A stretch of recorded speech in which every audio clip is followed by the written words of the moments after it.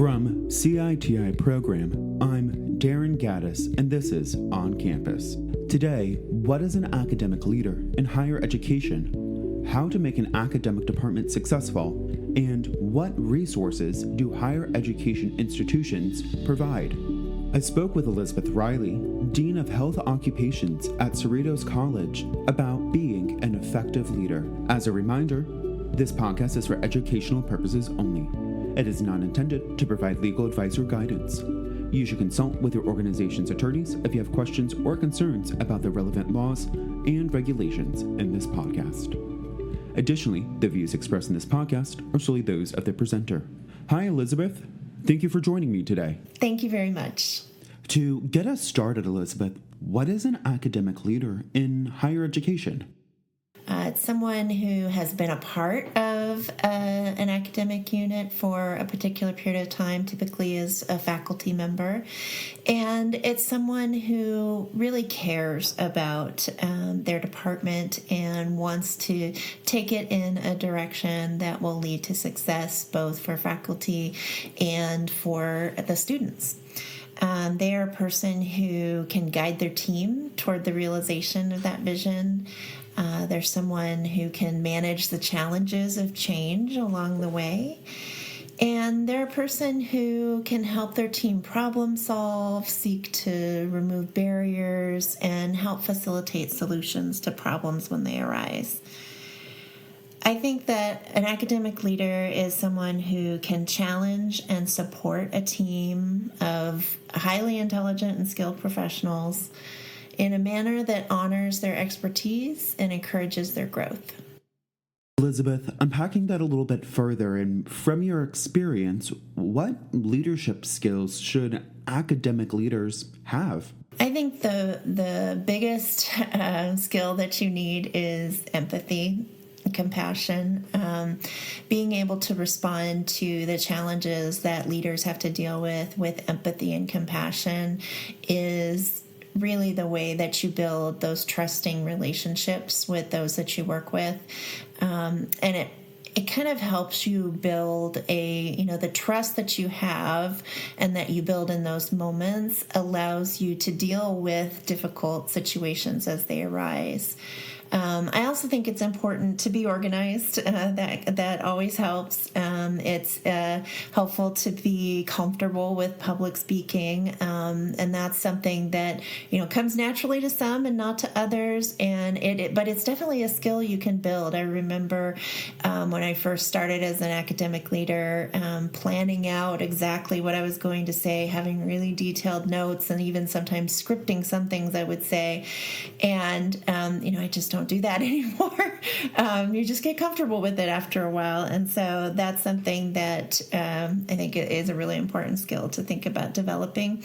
And then I'll also say that basic technology skills with Excel, PowerPoint, etc. are so important because they can make your life so much easier. They make your job easier. So knowing how to use those tools effectively is really key. We just discussed what leadership skills an academic leader should have, but what makes a successful academic department? So I think a successful academic department is a department that works together towards shared goals that are aligned with the institution's objectives, their strategic objectives. I think a successful department is one where respect is the most important rule, respect for one another. I think a successful department is one where student success is at the top of your priorities. You're always asking yourself and each other, is this what's best for the student?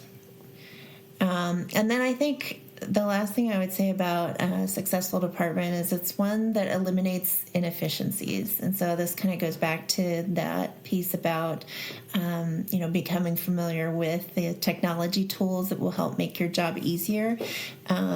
Inefficiencies are the thieves of time and joy and success.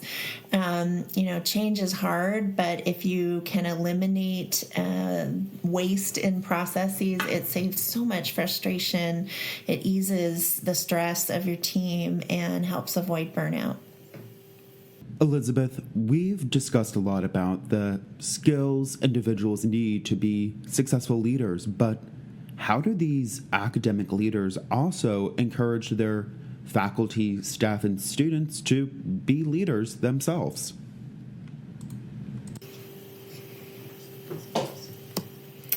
I think this is one of the most important aspects of leadership is identifying potential in others and helping people reach that potential. I think you look for people who do great work, people who go above and beyond, who really care about their students, their colleagues, the institution.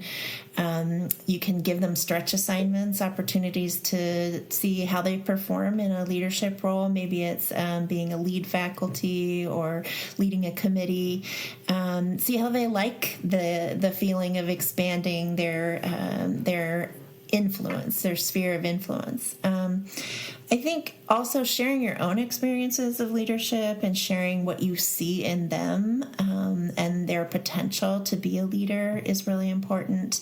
Don't be afraid to compliment people. I make a habit of telling people when I'm impressed or when they've done a good job.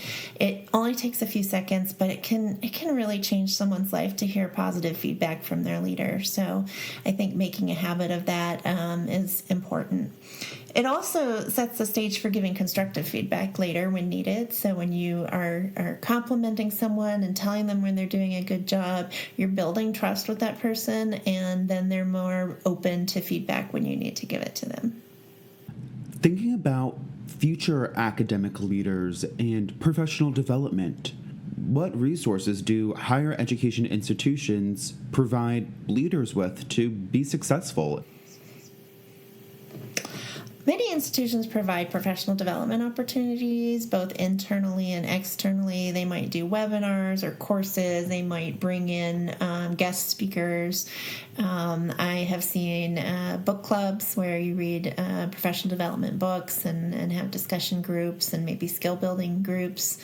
Of course, attending workshops and conferences. And then also, I think one of the most effective pieces I've seen is mentoring programs.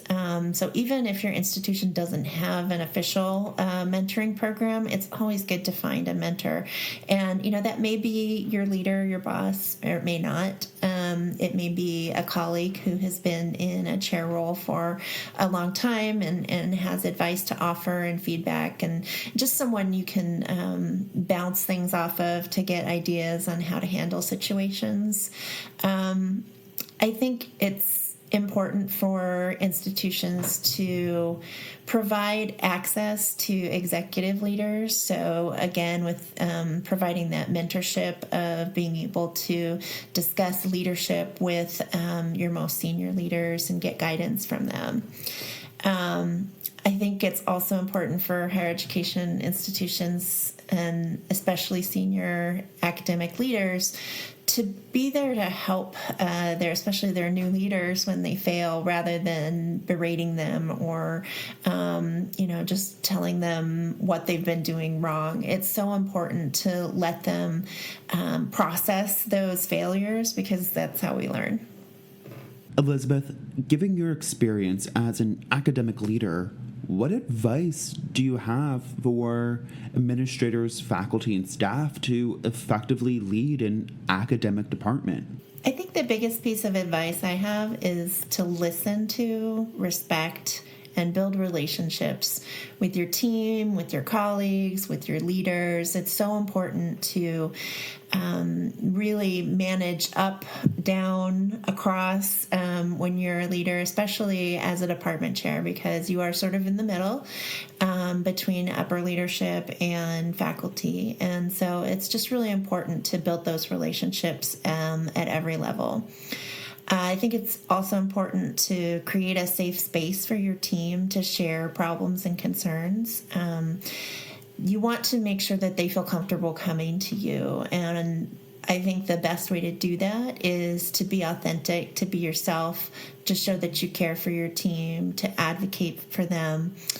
I think just being transparent, getting comfortable with difficult conversations, I think that's part of transparency.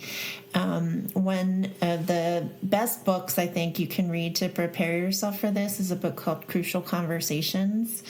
It helps give you tools for talking to people when the stakes are high. So we tend to have a fight or flight response. The adrenaline's flowing when you're going into a difficult conversation, when you have to convey difficult information.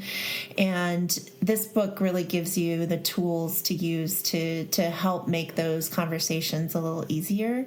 And once you do them a few times, you do realize that going into those conversations with a willingness to listen and a willingness to see the other person's point of view, but also knowing that you may have to deliver some difficult information and doing that in a kind and tactful way is one of the most important skills that you can develop.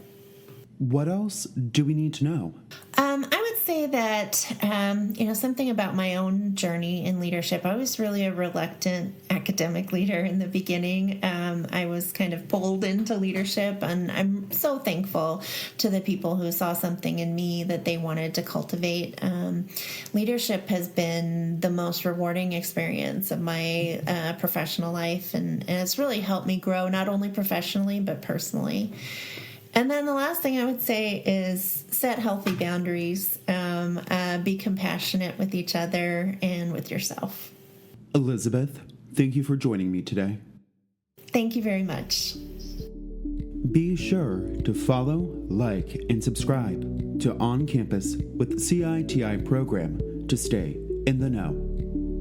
I also invite you to review our content offerings regularly, as we are continually adding new courses and webinars that may be of interest to you. All of our content is available to you anytime through organizational and individual subscriptions. You may also be interested in CITI programs Becoming an Effective Leader course. Please visit the CITI program's website to learn more about all of our offerings.